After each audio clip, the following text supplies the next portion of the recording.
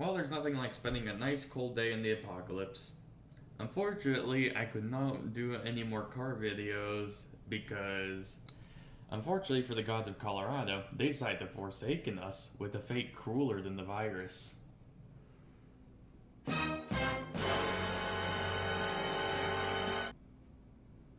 Yes, we are snowed in now. But now, what we can do is tool maintenance, which is actually very important when, working on your car because there are things you're working with. And oftentimes, floor jacks are actually overlooked. So what I'm going to be going over is basically taking it apart and adding grease to very important parts. Because, for example, the wheels. Oftentimes, people will actually drag these, and through the years, they'll pretty much just saw off the bottom half of this wheel. Plus, no one likes squeaking, so I'm also going to go over completely taking it apart. Just a side note, when you do floor jack maintenance, I hear a lot of people say that they'll just oil it, say with, motor oil. But the reason why that's generally not a good idea is because while motor oil is a great lubricant, it's just not adequate for a floor jack or bearings because it's very thin and it's not very sticky in terms of it clinging to a certain surface. So what will often happen is that motor oil just ends up leaking out through the bottom and just not working anymore, which is obviously not a good thing. So basically, even if you're using some of the cheapest grease, it's better than motor oil just because of that. So the first order of business is taking off the casters. And one thing I actually really do hate about cheap floor jacks is 90% of the time they actually come dry. So what'll happen is it's metal on metal wear. And when you're talking about your car weighing, 4,000 pounds and all that, it's really just gonna score up the insides.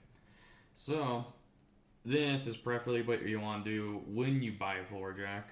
So as you see here, I'm not going to list any specific sizes because they're all different, but I am using a universal socket to get it quicker.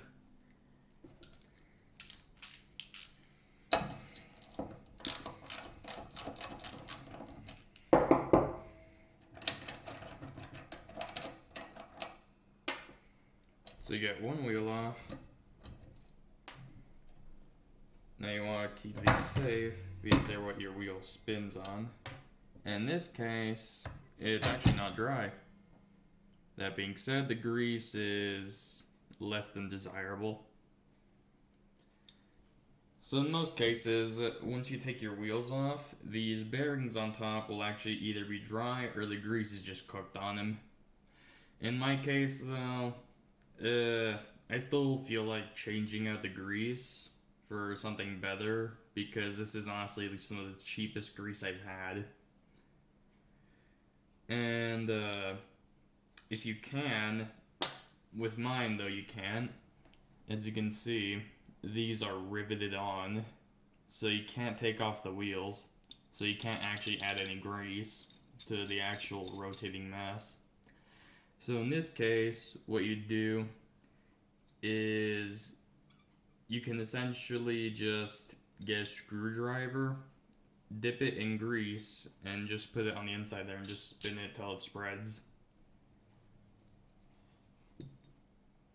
Depending on how your floor jack is built, you'll want to also add grease to this surface because in this case it's actually dry, which is not a good thing because the way this is assembled is the rollers go on here. Problem is, you have no grease here. So over the time, that's just gonna wear in and it'll squeal like mad when you're using it. In other applications though, the way the bearings go is it'll actually have an extra disc on top of the caster where this sits on. In which case, you'd want to just slide some grease in the gap between the two plates and just spin it around till it spreads evenly. So when you apply grease, you don't want to be too heavy on it because you don't want to make a mess. But you also don't want to be leaving it dry. And what I'd recommend for floor jacks especially is because there's no motor driving them, just use some of the heaviest grease you have because it's stuff that's just going to stay on there without coming off over the years. Now, one mistake I see a lot of people do when they're working on anything mechanical is when they're tightening it, they will actually basically over tighten, which a lot of people find strange. But the reason why you don't over tighten things is because you don't want them exploding on you. And the reason for that being is that this is steel. The tensile strength is extremely high. So when you tighten a nut on there, it'll pull harder and harder on this steel rod in there that's threaded. And essentially, when you put your car's weight on there, already being stretched, it may actually have a chance of it exploding. So when you tighten these down, just tighten them until they're snug. And that applies to everything, even tires. Just know that obviously tires having bigger bolts and all that, you tighten them down a lot more. But that's mainly the reason why you see tires falling off on the highway, is either people over tightening them or under tightening them. Over tightening, they hit a bump and their threads snap, and then shooting out the tire on the side. On the other hand, it wobbles so much where the insides of the holes where the nuts go also widen too much and the tire just manages to slip out. So you want to be careful when tightening these down.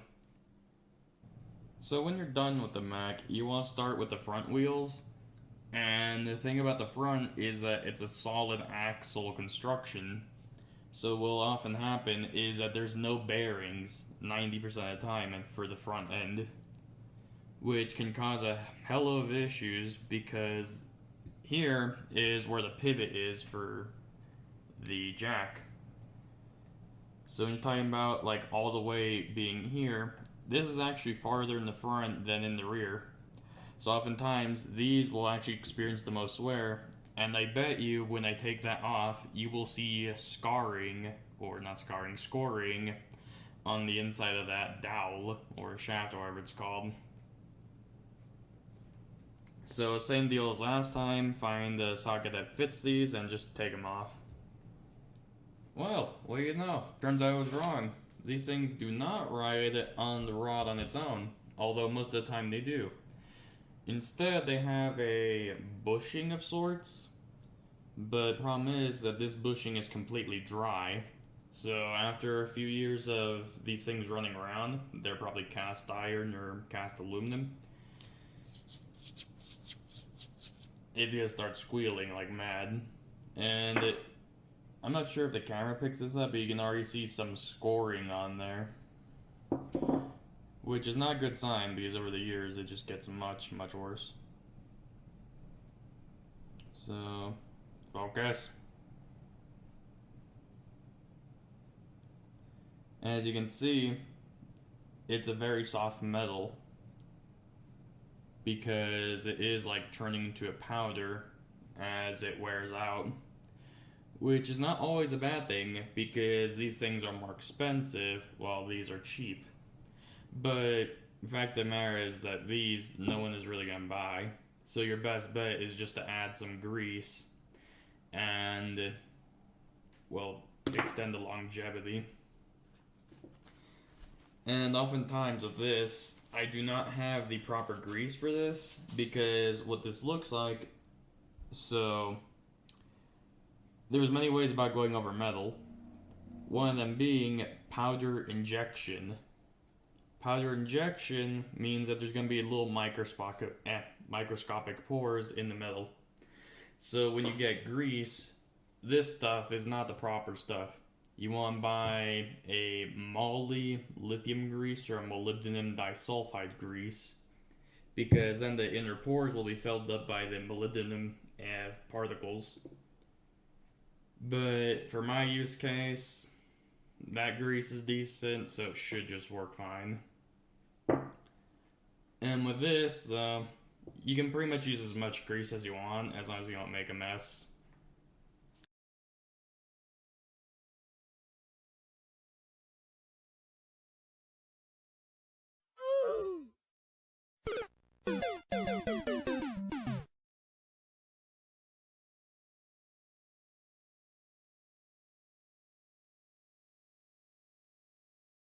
So the last order of business comes down to hydraulic oil.